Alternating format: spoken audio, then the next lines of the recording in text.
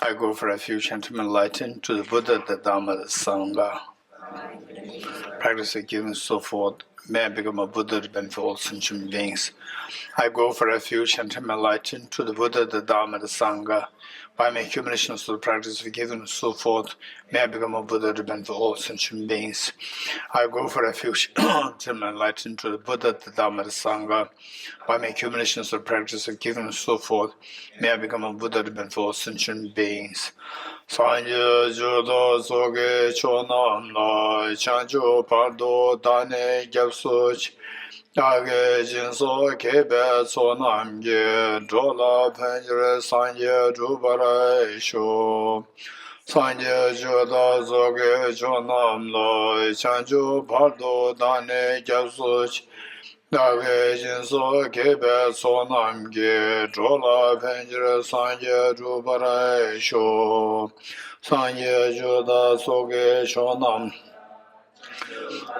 Dane gyalso che dage jinso kebe sonam ge drola penjere sanje jubara sho Om ye dharma etu prabhava hetum desham dathagato yavatat desham chayo nirodha evam bhati mahashramanaye swaha Om ye dharma hetu prabhava hetum tesham dathagato yavatat desham chayo nirodha evam bhati mahash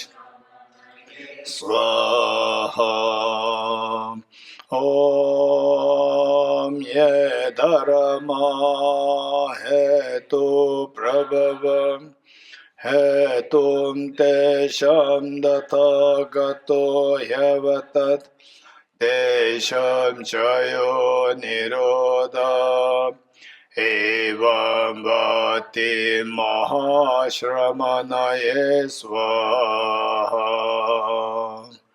All phenomena arise from causes. The causes are taught by the Tathagata. The cessation causes as well as taught by grace here.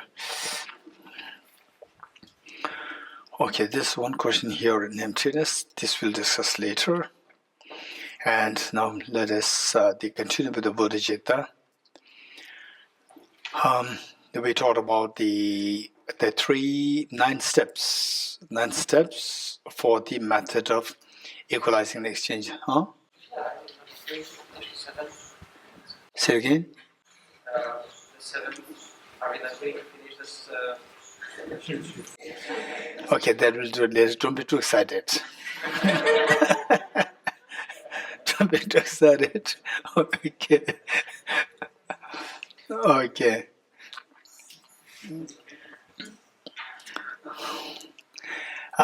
We're doing the 9 steps for. What are 9 steps? Anyone who remembers 9 steps? Yes. Yes. Equalizing self and others. Reflection on the merits of cherishing others. Cherishing self. Self-cherishing, yes. Reflecting on the merits of cherishing others. Reflection on the merits of cherishing others. Taking the suffering with an emphasis on taking the suffering of others with great emphasis on compassion. Taking the suffering of others with emphasis on compassion. Giving happiness to others with emphasis on love. Giving happiness to others with emphasis on love and kindness. Actual exchange of self. Actual exchange of self and others. Special recollection of the kindness of others. Special recollection of the kindness of others.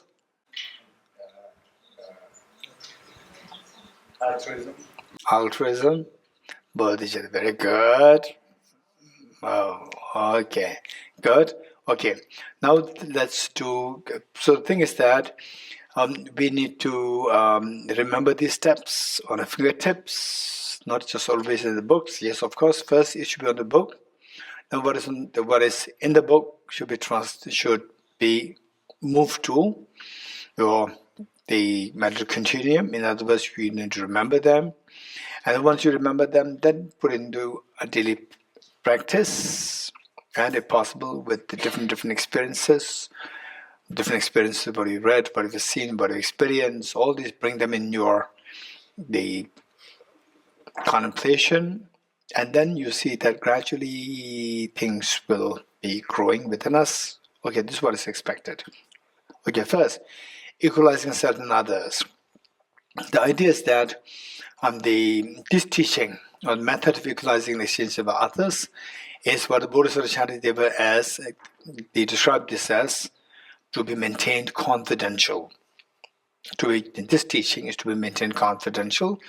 How many you know, heard about, or you have seen, you know that some parents or some relatives or your brother, sister, some of them, when you've been so kind, and they're not too happy. You remember? When you've been so kind, they're not being happy. First take care of yourself. Learn how to take care of yourself. Without knowing how to take care of yourself, then you just poke your nose in someone else's thing. So your kindness is seen as poking your nose in somebody else. So this is how some people interpret like this. How many of you have that experience in your sense? Particularly people who love you. Because they love you, for them, they cannot understand your compassion. For them, compassion is seen as a weakness. So they don't want to see you weak.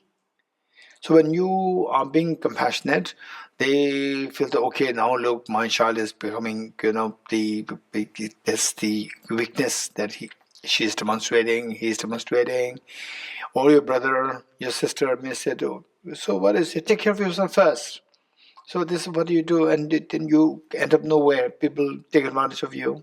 Okay, this is what oftentimes the case when you're being compassionate, and particularly that comes from people who love you so much. People who don't love you, they'll appreciate. People who don't love, so there are two kinds of people who appreciate what you're doing. Either very evolved beings, or who don't love you.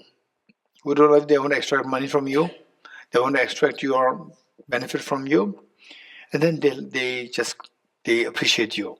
Those who love you and mentally not so matured, they will try to defend you based on their own experience, their little experience. Okay, so the fact is that you've been kind to others, they're so precious, but it must be accompanied by the skillfulness. This is known as skillful compassion. It must be accompanied by skillfulness, whereby your compassion grows, plus the demerits which your family members are seeing that you can suffer through, that should not happen. So that will be protected by skillfulness, so that the parents, your family members, they worry about you, that you may be taken advantage by somebody else. So these demerits should not happen, and your compassion should not be compromised. So that happens only through what is known as skillful compassion. Okay, so because of this, since that this is something which some people may not really approve of what you're doing, so therefore Bodhisattva Shanti said that keep it confidential. This practice, do it yourself, keep it confidential. Only to those people who appreciate compassion, you can share the teachings, what you've learned. Otherwise, let's say, for example, this is the kind of compassion that Buddha taught, to be even kind to your enemies, then your parents, your family members who have a total grudge against somebody. And you say we should compassion that person, the family will really explode to become so angry, right? You're such a stupid person.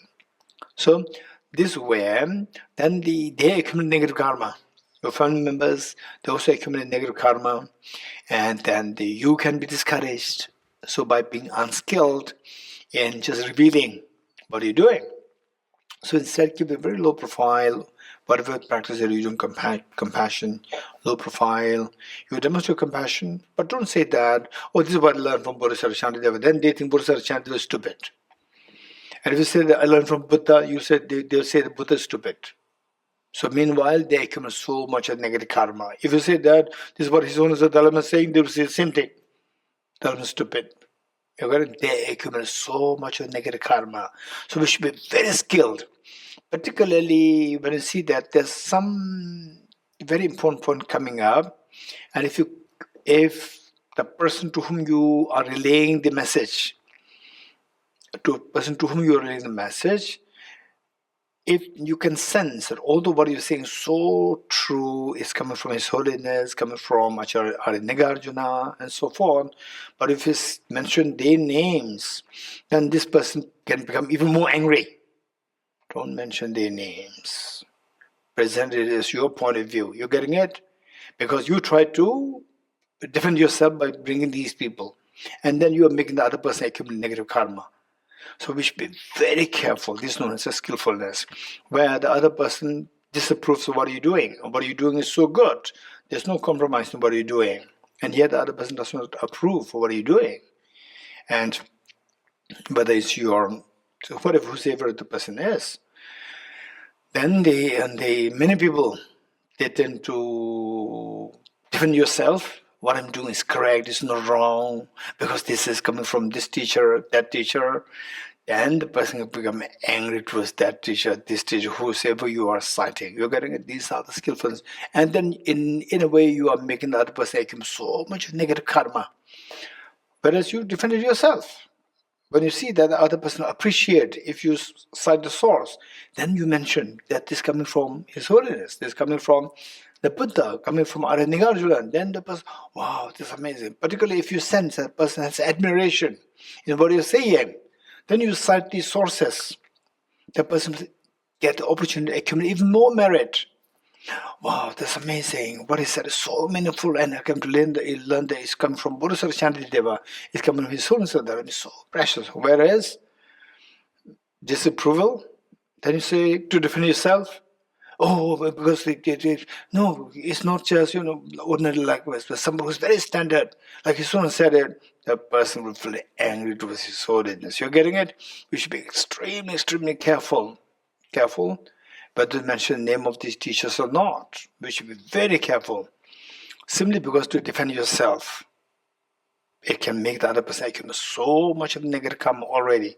Already the person accumulate negative karma when the person does not approve your practice of compassion.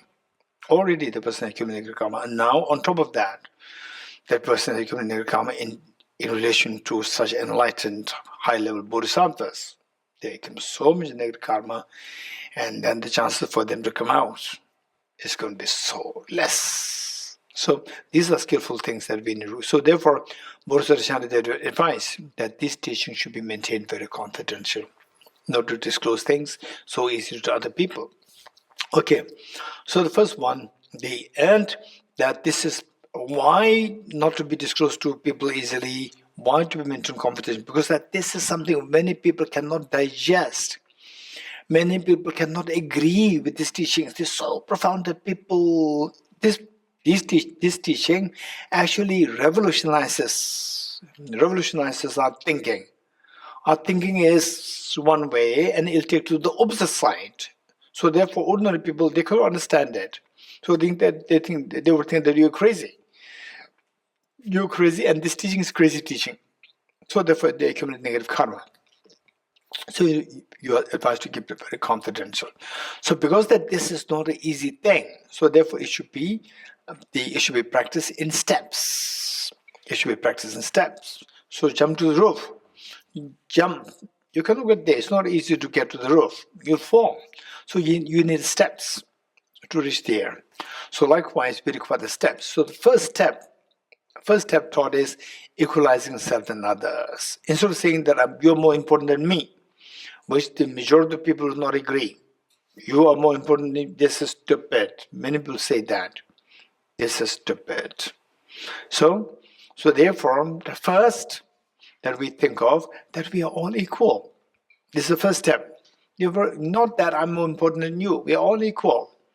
So that is more acceptable to the ordinary people, and we are ordinary people. So if right from the beginning cherish others, then who will do it? Then you will leave it. You will leave it. So therefore, the thing is, first, we are all equal. And this is reality. We're all equal, not that I'm more superior to others. So logically speaking, that if I say that I'm more important than others, the way I innately think, others also think that they're more important than me. So if both thinking are correct, then both should be more important than others. This is contradictory. So therefore, we cannot be more important than others. At the most, we are equally important. We're equally important. The first step is the equalizing self and others. So, what reason? It must be grounded on reasons, not just, oh, we're equal, or no, others. So some people, after having met with the Dharma, Buddhist teachings, and some people who is faith-oriented, oh, Buddhas, Bodhisattvas, it's blessings of Buddhas, Bodhisattvas that, we're getting all, and then everybody's good, I'm so bad, and then, why you are bad? Why you are bad? Why I should feel bad? No, everybody's good. No, look at that person, so, they're nasty. Your neighbor who throws garbage next to your door. It's nasty. No. It is my, what is that? What is that? Impure view.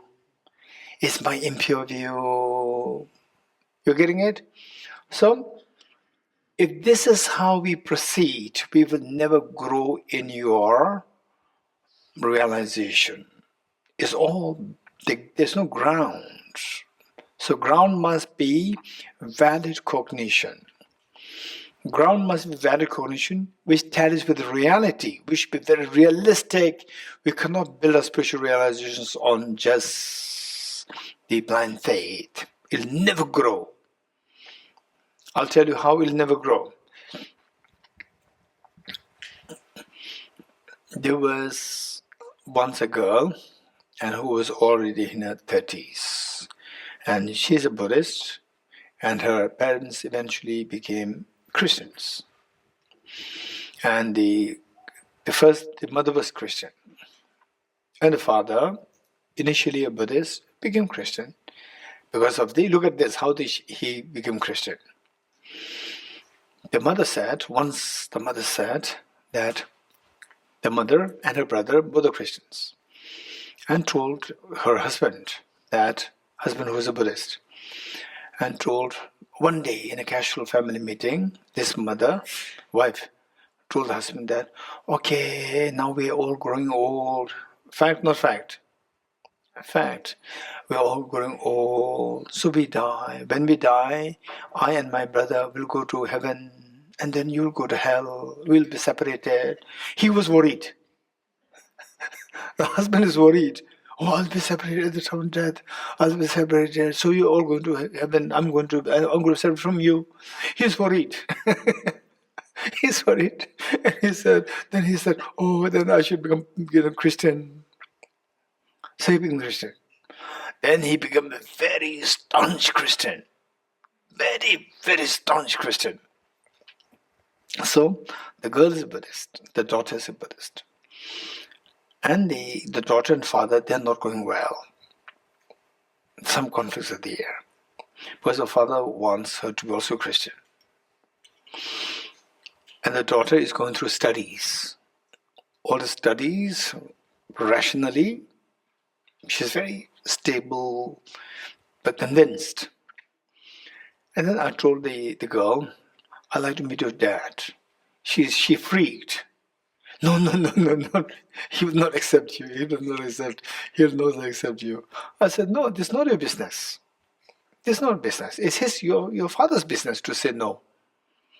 Your business is to send a message, pass a message, and your father's business is to say no. Or yes, whatever he has to say, that is his business, not your business. So then, okay, then he sent a message to her father, saying that, my teacher wants to meet you. And the father said no. The next day, she came and said, my father said, no. I said, okay, no problem. Now you did your job, I did my job, he did his job. We all did it. My job is to ask, I did it. My job is done. And you pass a message, you did your job. And he said, no, he did his job. We all three did the job. And after 1 year, again I met a girl. I told her that I want to meet your father. She said, she freaked even more because she already got the answer, no, last year. She said, no. I said, no, do your job. I'm doing my job. Do your job. And he will do his job. To say no, yes, I don't mind. Whatever is said, but it must come from him, not from you. But he should do the job. So she reluctantly said yes. And to her amazement, the next day she came with the answer, yes. And I told her that I gave him 1 year to think. I gave him 1 year to think, 1 year to think and say yes. So now it's already 1 year. I'm so that patient. I waited for 1 year for him to say yes. Finally he said yes. He said yes. Then his faith is grounded on blind faith. I know that. So we met. Finally we met. Then we two of us are sitting on the same sofa. We sat for like 3 hours together without standing, both of us. And he came. No, I came. And then he greeted.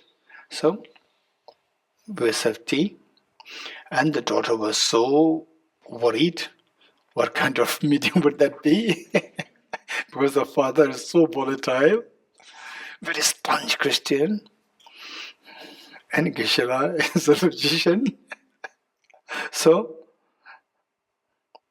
and the daughter is in the kitchen, supposed to be cooking lunch for both of us, listening conversation. And the father started his conversation. In this world, the best religion is Christianity. This is how he started the conversation. Mentally, he's prepared. 1 year he thought. 1 year he thought. So, in this world, the Christianity is the best religion. If I say, wait, he will say, get out. So my all 1 year effort will be wasted. So I said, yes, you're right. Yes, Christianity is the best religion. Yes, you're right. Look at the charity. Christianity is number one. Look at the health, number one. What the education, number one. Who can compete with Christians? He's very happy. He's very happy. Then the next move.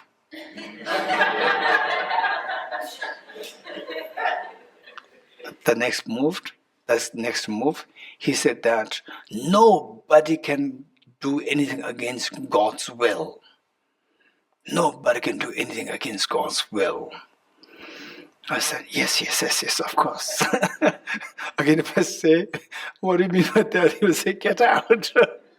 So I should be very careful to make sure that he does not say, get out. So I said, yes. So this is how the discussion kept going like this, kept going. And then it was a time that His Holiness the Dalai Lama he gave up his political power. So he must have heard it through news. So he said that Dalai Lama give up the political power. This is very good. It's very good. And he's not happy that His Holiness is a Buddhist. But it's very good. Look how we say. It's very good. Spiritual people should not be in politics. Look, this is like his comment. Spiritual people should be in the politics. Politics is very bad. And then I told him, Obama is a spiritual person. I told him. He said, yes.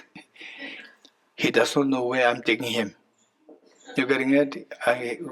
What kind of line stand that I'm taking? He does not know that. He said, yes, I agree. He said, I agree. I said, in place of Obama, if there's somebody else who doesn't believe in spirituality, Obama is like the king of the world today. He was a president. He's the king of the world today. If he is somebody who is non-believer, who does not believe in any spirituality, he will just shatter the world into pieces, destroy everything in the world. And today it's happening. So I said it, and he said, that's true. That's true. And I said, therefore, religious people should be in the politics. He said, you're very smart. He said, you're very smart. So he knew that his position was dismantled. So he said, you're very smart. Then gradually he has another problem. The major problem is that his daughter is Buddhist. This is a major problem. Second major problem is that his daughter is not married. This is another problem. So then he thought that, okay, this man, my daughter trusts this man so much. So if I tell something through him, then it may work. Now he's taking advantage of me. Taking advantage of me. He said that, but look at this girl. Look at this girl.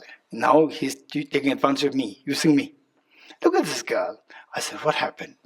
Look at her. She's already this age. Still not married. Then I said that nobody's allowed to go against the will of the God.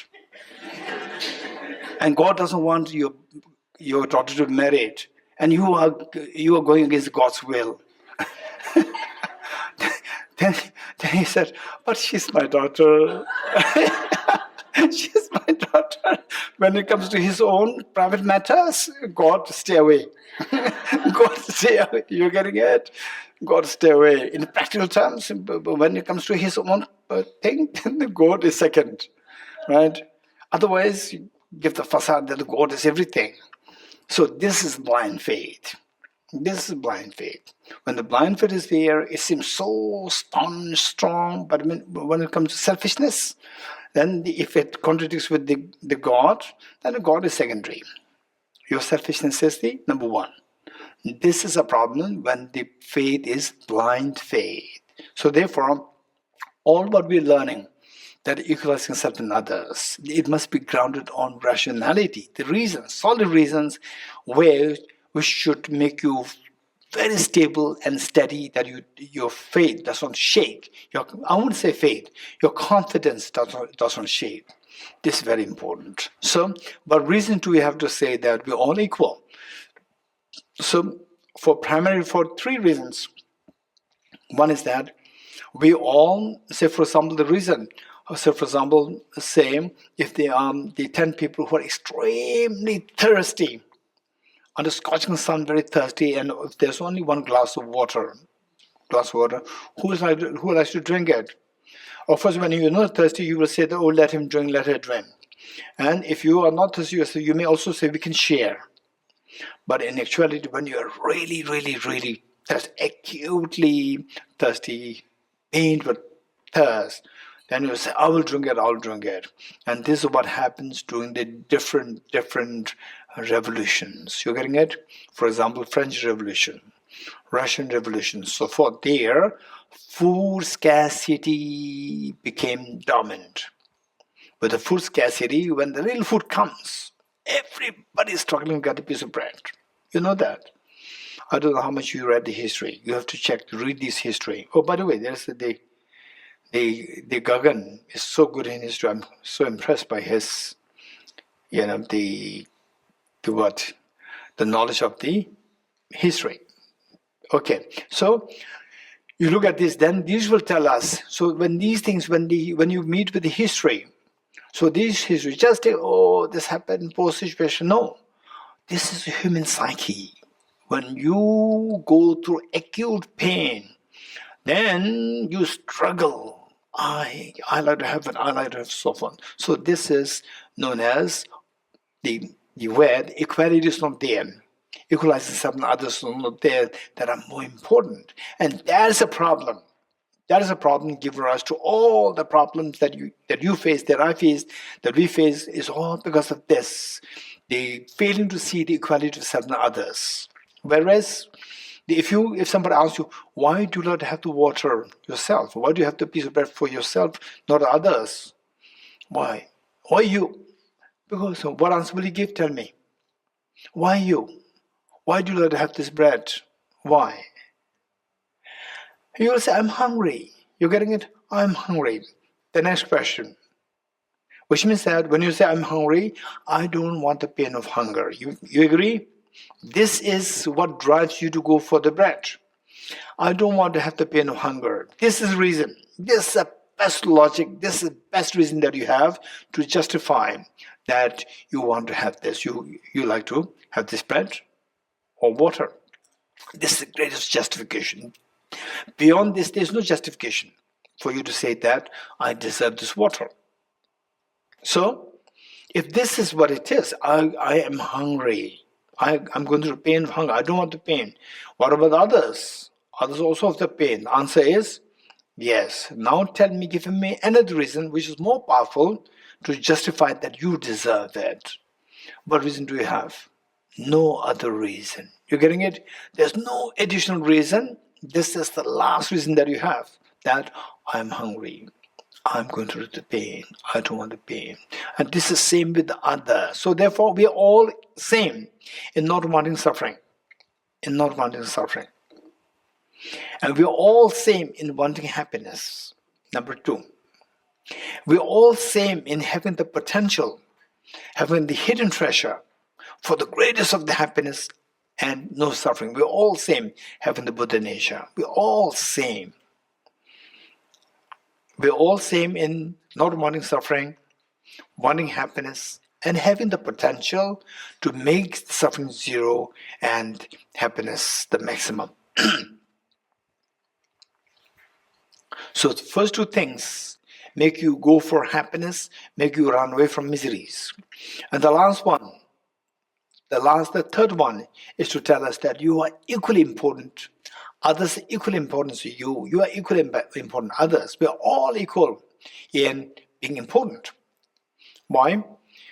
In the olden times, say, the young boy, the son of the king, is considered very, very important. Why? Because he's going to be the next king, and who's supposed to be the one to look after the whole subject. But everybody has the potential to become more than a king, to become Buddha. If somebody having the potential to become the king is to be respected, given such a respect, then why not to give respect to somebody who has to become the potential to become the Buddha, to benefit all the sentient beings, not only just a handful of people, but all the sentient beings. That is the greatest justification to respect others. So that potential, we all have. You have and all beings have. Thinking of these 3 points more, particularly, let's say, okay, how many of you ever used airplane? Yes, we all. So, when the aeroplane lands, just keep observing this. When the aeroplane lands, right? And the air hostess will say that, oh, please take a seat. Then the bell rings, ding. What happens? Everybody gets up. Everybody gets up. And somebody cuts you, somebody goes right before you, you stare at the person. How dare you go before me? You getting it? How dare you go before me? So, and if you get a chance to go before the other person, you do that. Which means that I am more important. Look at this. This is such a simple, silly thing. Simple and silly, trivial thing. Still look at how our mind behaves, that I'm more important than the others. Right? And then somebody tries to get before you, you block him. Skillfully you block him. Skillfully you block him. And if you get the chance to get before somebody, you do that. Right? Which means I am more important. And finally, you all, the person who got off first, the person who got last, all end up into the baggage claim. All end up with the baggage claim. And your baggage may come last. Your baggage may come last, you have to wait there. You get it? What's the point of getting out of aeroplane first? What's the point? Tell me. But this is such a simple thing, so trivial. Yet our mind is so childish. This is how our mind works. This is how my mind works. That I'm more important than you. If this is with those trivial things, how our mind works. So selfish. With the bigger, more complicated things, your selfishness so grounded, solidified, so grounded. So this is how the selfishness is there acting on us. We don't see things, I and others, as equal. You're getting it? I and others are equal. So therefore, the thing, this is something, for example, like with Diana, and I know many people who really take care of the animals. It's amazing. And many people have the feeling the animals are inferior and human beings are superior. And of course, we have to acknowledge the reality. Human beings have the capacity to understand emptiness in this life. The animals, considering the future lives, we never know. These animals may take birth as human being and may realize emptiness before you, may generate Bodhicitta before you, may become Buddha before you. We never know. We never know. But in this life, the birth that the human beings have, this is something having the potential to realize emptiness. This also we have to acknowledge. But at the same time, it's not that animals, what is this taking care of animals, just wasting of time. This thinking is, there's a substance involved there. Compassion. Compassion is amazing, so precious, taking care of the animals. They don't have the speech, they don't have the voice. What they feel, they cannot express it. We have to take care of them. They're so precious, so precious. Okay, so, but this, and then ability to see that I and these animals, I and others, we're all equal in wanting happiness, not wanting suffering, and we all have the same Buddha nature. That equalizing self and others, this is so, and then we think more about this, there's no justification that I should deserve something more than others. Okay, in your life, so as I said earlier, for the Bodhicitta, unlike the wisdom of emptiness, for the Bodhicitta, you can be creative. For the emptiness, don't be too creative. For the Bodhicitta, you can be as creative, because it will not really take us into the wrong direction. Somehow we all have some experience of the similitude of the Bodhicitta, compassion, these things. We have some experience. And also we can see in other people. And we have to see in other people, some people who are extremely kind, so compassionate. We have to learn from them. And how they're so. We have to learn from them. I'll give one example. For example, like once I was with the senior monk, I think three years senior to me. He was 3 years senior to me, and two of us, we were taking an evening walk. And then it's like steep up. And okay, those of us who come for the January retreat in South India in my monastery, you will see that place. So this camp number 6, and the monastery is down there, so it's very steep down. And the two of us were just now returning to the monastery, coming down, and from behind us there was a young boy who must be 10 or 11, 12 years old, and on a cycle like this, steep down, and he lost control of his brake. And this young boy, with so much of full speed, and he just hit my friend, the senior monk. He hit my senior monk, and he himself just lost control and just fell on this side of the road. And this senior monk, I was just amazed. It's a spontaneous reaction. It's a spontaneous reaction, and it hit him so hard. Just imagine, without the brake, and then somebody's come full swing in the bicycle and hit him. But the senior monk's reaction was so spontaneous. He jumped and just pulled the boy up like this, that the boy does not hit the ground. Wow, I was amazed. And then the senior monk asked him, "Are you okay? Are you okay?" He said, otherwise other people will just see him flat, lying, and he beat more even. Beat more, saying that, "How dare you, without the brake, how do you do the cycling?" And hit me. Why? And hit him harder. No. Immediate, spontaneous reaction. Just grab him, put him up and said, "Are you okay?" And then cycle put back and said, "Are you okay? Are you not injured?" Wow, this is amazing. So this is say compassion, real compassion, profound compassion, spontaneous compassion. So these are things that we can learn from others. So what we learn in the text, we can see this in others. It's not too frequent. We'll not see it too frequently. Why not too frequently? Because so oftentimes, how many of you have that experience? You are there to help other people, help. When you need the help, you ask person A, person, sorry, I have this a problem. Person B, I have this is a problem. Person C, and nobody is there to help you. How many had that experience once in a while with hands?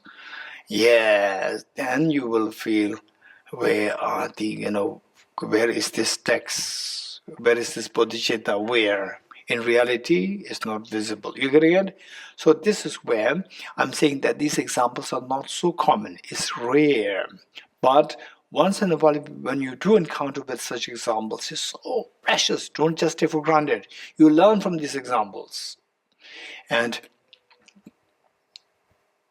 I think there was and it's true, I don't know whether I shared this. I don't think I shared this here. There was, again, usually I would say in my life, the people who are genuinely very profoundly compassionate. I've seen few, not many. I've met with thousands of people that do very closely, but they really, with the extremely genuine compassion, is so less. But I did encounter with some of them. They're mostly among the monastics, monks. Most among the monks. Among the lay people, one or two I've seen. Among lay people, one or two is so rare with such quality of compassion, so rare. Okay, so there is another monk who was actually in reality he is 1 year senior to me, but later, because that the exam systems is such that somehow some juniors, they go together with the senior, so we became classmates later on. And he's again another amazing person. His compassion is so pure, it's amazing. That's again, it's so rare, again, very rare though. I'm sharing these stories because they're so rare and I've experienced them, and we may not be able to see such things very often, too common. So what happened was that in those days, there's one blanket which comes from Korean blanket, and that is considered as like a lavish blanket, very good quality blanket. And see, one time, this monk, he has that one of the blankets, and he saw that the blanket is going down, and he's pulling it down. Again, it's going down. So what happened to the blanket? It's slipping down. It's slipping. Things slip. So, what happened? He pulls. Again, it's going down. From the window, somebody's pulling the blanket. One local person, because there's those days where the crops, they really failed. Crops failed, and the whole villages, they're suffering. Like a drought, like a famine. So on so people, their cases, robbery cases, quite rampant in the monasteries, villages, wherever you see many things, being stolen, and then finally his blanket, he lost the war. The thief got the blanket and started to run away, and other monks, they sensed that. Other monks, they chased the thief. And then he was finally arrested. And everybody was talking. We should report him to police, so on. And this monk overheard what they're discussing, and then he went out. Casually he went out, and he saw that the thief who stole his blanket. So, and he told all the other monks. The monks know that he's a very kind person. Then he was also a senior monk. He told the other monks that what's happening. He knows what's happening. But he just asked, what's happening? He said, your blanket is stolen by this person. So I said, it's my blanket. Then everybody say, yes, not your blanket. Then they know what he's saying. It's not your blanket, it's my blanket. So it should be my problem. It's not your problem. But you are creating a problem here. So let him take the blanket. So he was released by this monk. He was saved by this monk, rescued by this monk, whose blanket was taken away by this man. So later, this same monk heard from the village that this man was spreading word the other village. If you really want to steal something from the monastery, don't steal from this monk. He loves you more than what he loves his own monks, other monks. He loves you more. He cares for you more than he cares for other people. So don't steal from him. It's from other monks. Okay, amazing. This is amazing. So just meet him. Just meet this monk. Amazing. You could feel that. You could feel the purity of his heart. And we all have the Buddha nature. If you practice, we can become one like him also. Okay, so think about these things. There are many such incidents, meaning that the incidents which happen in your life, bring them into meditation. So that when you could feel these things, then they say, inside Buddha nature gets activated. You meditate, reinforce it by the meditation, and think of these, bringing these experiences into meditation, then collectively it'll be activated. Your compassion becomes stronger. Okay, this is about the equalizing self and others. Next is reflecting on the demerits of the cherishing the self. And then number 3 is reflection on the merits of cherishing others. So these two go hand in hand. But you have to do them separately. But whatever you do for the benefits of cherishing, demerits of cherishing oneself, you apply the opposite. But as benefits of cherishing others. Okay. For this, what we need to keep in mind is that we need to keep in mind the two things.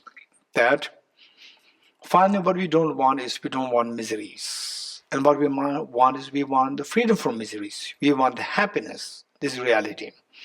And the miseries that we get, how they come? Tell me. The miseries, what are the immediate causes of miseries? Contaminant karmas. And you have any source? Any source to say that it came from this source? Atiti? Nagarjuna's verse, so originally taught by the Buddha, all phenomena arise from the causes. What are the causes is taught by the Tathagata, and what Nagarjuna summarizes, season comes afflictions is nirvana, means that opposite of nirvana is samsara, immediate cause of samsara is contaminant karmas, and immediate cause of contaminant karmas is afflictions. Immediate cause of afflictions is inappropriate attention, and the immediate cause of inappropriate attention is self-grasping ignorance. And look, as the afflictions become grosser and grosser, what makes the afflictions grosser and grosser? Self-grasping ignorance is like the fire, and the one which fuels the fire more and more is a self-centered attitude. Self-centered attitude reinforces for example, like say, the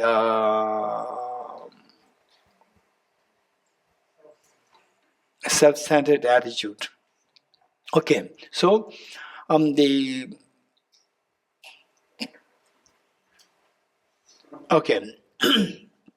so we see that all our miseries, the immediate cause is karma, contaminated karmas.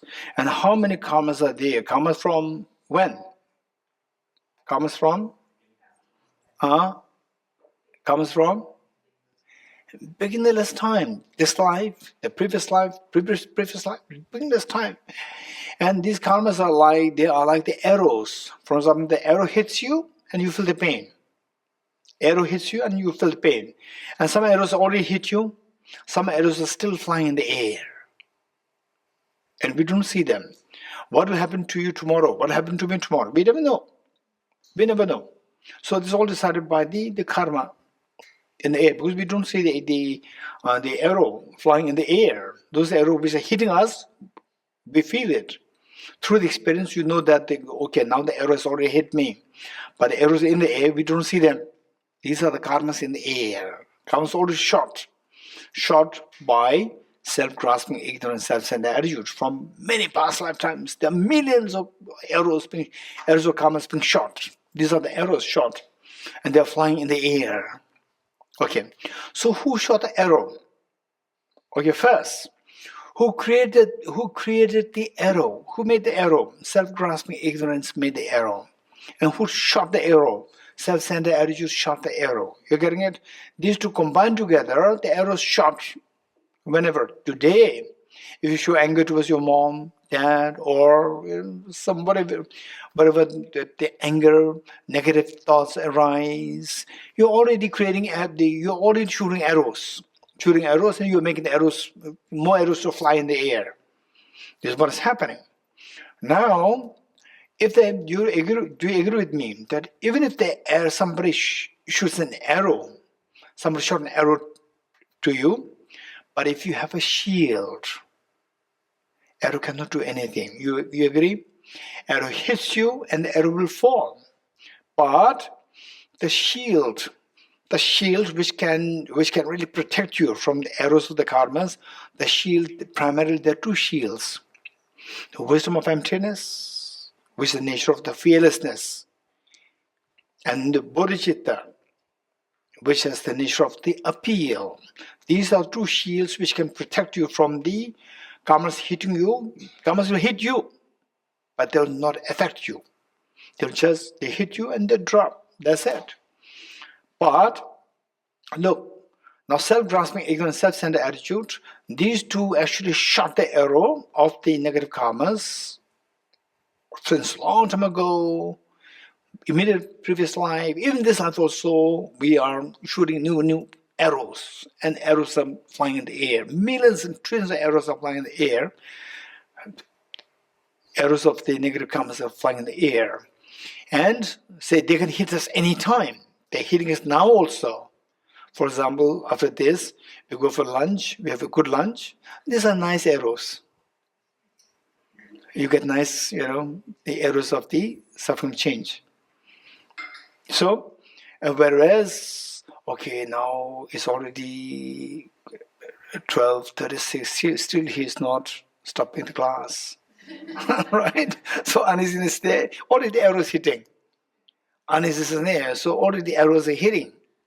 And these arrows, instead of say, if you have the wisdom of emptiness, then this wisdom of emptiness be a shield to stop this arrow. Oh, don't worry, it's like dream, right? Even though we are not getting food 15 minutes, 10 minutes late, it's like a dream, don't worry. So it protects.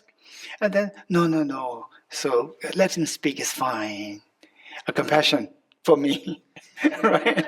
Compassion for me. Let him speak. Okay, good. It's okay, good. Then you will not feel offended. Whereas if these are the two shields which can make you not feel hurt. But if these two shields are removed, then the arrow can hit you. And how come that he's still not stepping? He's so fond of talking. Talking is already, look, 12, it's time for lunch. Right? So there you feel hurt. So that hurt is because the two shields are removed. Who removed the shield of the wisdom? Self-grasping ignorance removes the shield of the wisdom. Who removes the shield of the compassion? Self-centered attitude removes the shield of the compassion. These two, first, arrows shot by these two things. And then in the actual event of the experience of the pains of the arrow, again, these two make sure that you effectively suffer the pain. These two things. You're getting it? So these two are so vicious. Self-grasping, ignorance, self-centered attitude. In the context of practicing Bodhicitta, self-centered attitude is extremely vicious to shoot the arrow, number one. And then in the actual event of the arrow hitting you, it makes you be removed of the shield, that you actually feel the pain of the self-centered attitude. So this is how vicious the self-centered attitude is. So this we need to think of.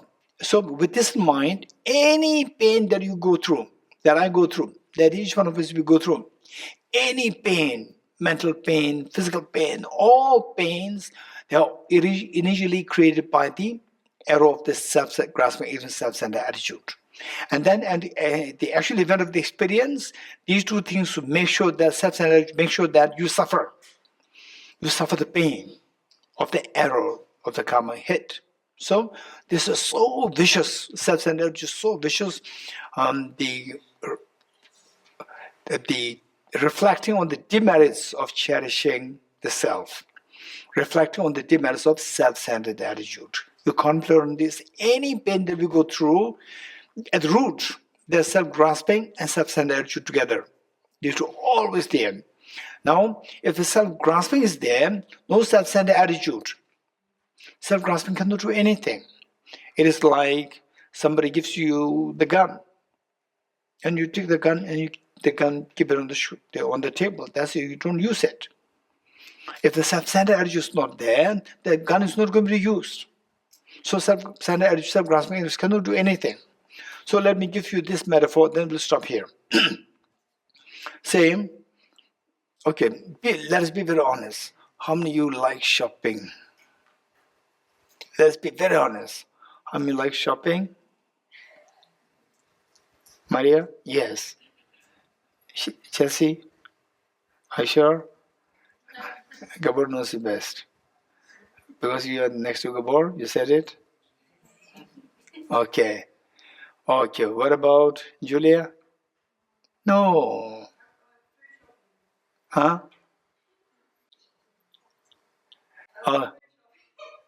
Free shopping. Okay. Abhinasha? Oh, that's interesting. Okay, Nivita? You like? Chris?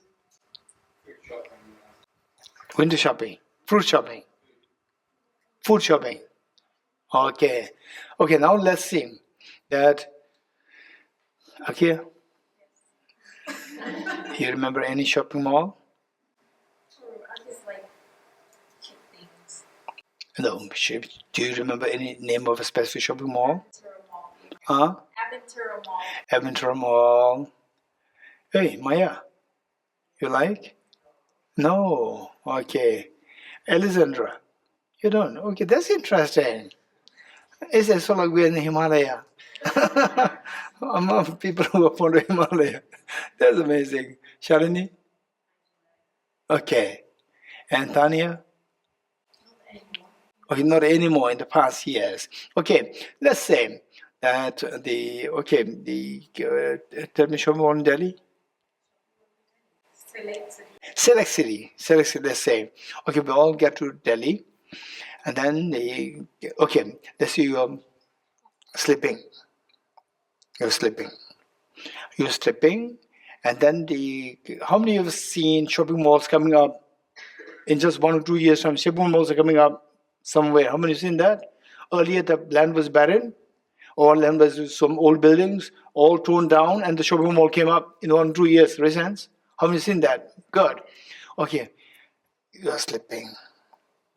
And then in sleep, you're going here and there, you see a barren place. And then suddenly, gradually, a shopping mall came up. You're getting it? Shopping mall came up. And then so who created the shopping mall? There should be a person. The person, or what do you call it, the shareholders. Shareholders or whoever started the shopping mall. And then the shopping mall, all the items were displayed so beautifully. And then who comes? I don't think whether the real owner, the main shareholder, or CEO of the shopping mall, I don't know whether he actually comes there or she actually comes there to do the shopping. I don't think so. He's more worried.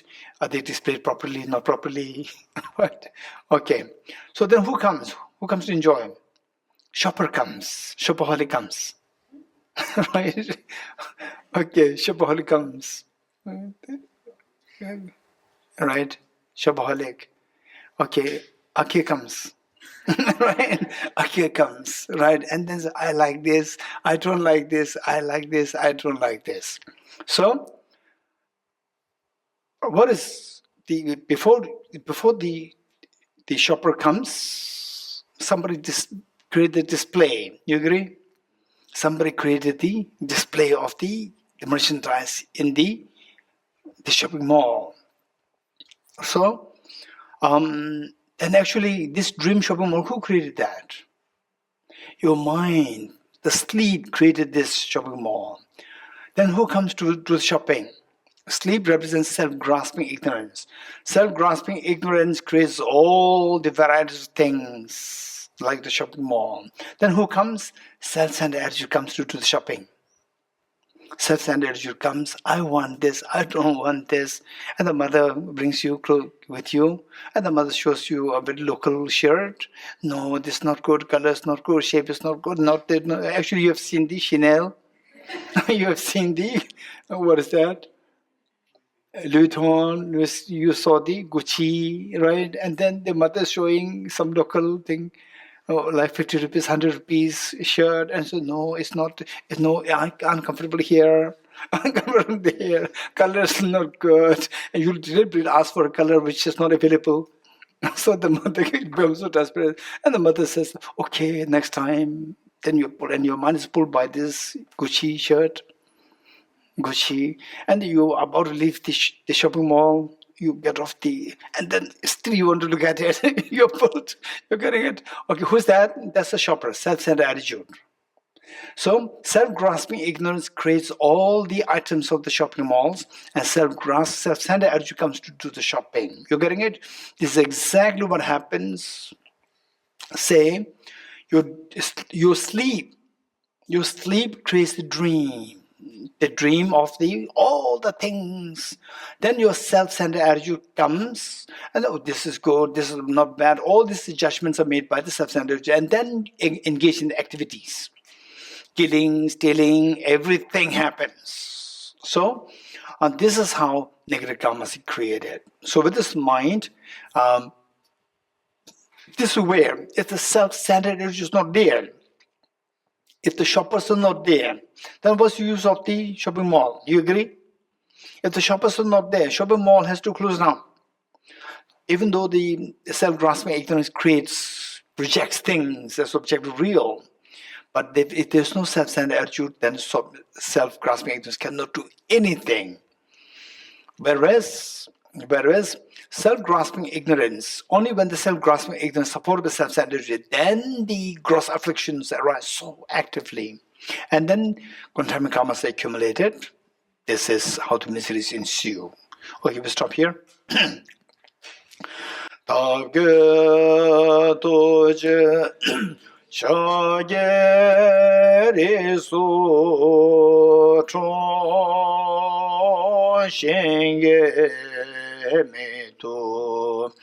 Dege bonjomba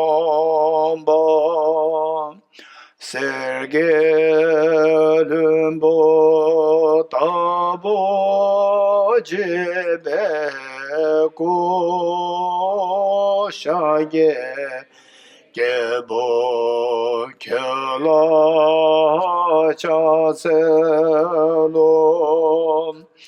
Oh, Mune, Mune, Mahamuna Yeswa. Oh, Mune, Mune, Mahamuna Yeswa. Oh, Mune, Mune, Mahamuna Yeswa. Oh, Mune, Mune, Mahamuna